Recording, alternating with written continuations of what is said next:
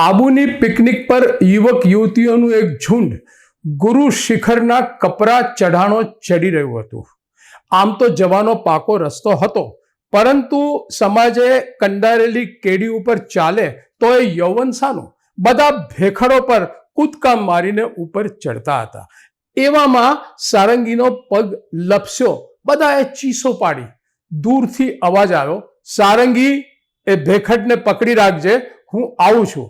અને ફિલ્મી અદામાં ધૈવતે સારંગીને બચાવી લીધી. એ દિવસે સારંગીને વિશ્વાસ બેસી ગયો કે ધૈવત ગમે તે સંજોગોમાંથી મને બચાવી લેશે અને એ મારી રક્ષા કરશે.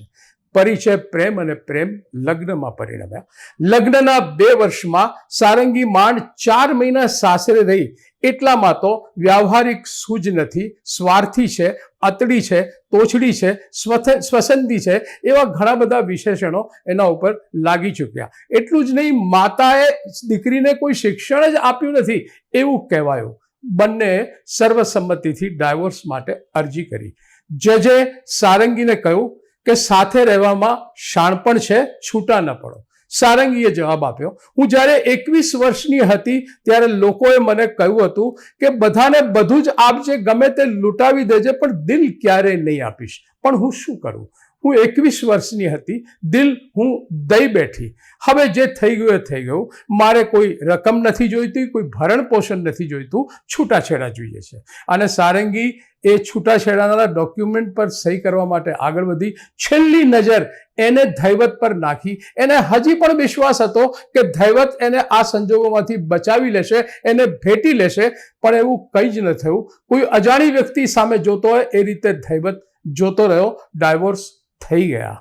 કોર્ટ રૂમમાં સારંગીને થતું હતું કે હજી એક વખત ધૈવતને જાણે ભેટી લઉં, એના ખોળામાં સૂઈ લઉં, ભેખડો પરથી લપસી લઉં, એને ઘણી બધી વાતો કહું. પણ ધૈવત ત્યાંથી ચાલ્યો ગયો. કોર્ટ રૂમની બહાર આવી એ ચોધાર આંસુએ રડી પડી.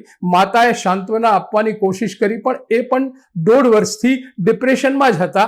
આખરે પિતા, પુત્રી અને માતા ઘેર આવ્યા. મિત્રો, ધૈવત અને સારંગી જેવી તમારી પણ કથા હશે.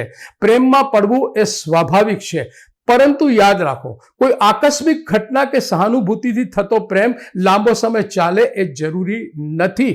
પ્રેમમાં પડો, પણ લગ્ન કરતા પહેલા થોભો અને સામેના પાત્રની પાત્રતાને ચકાસો.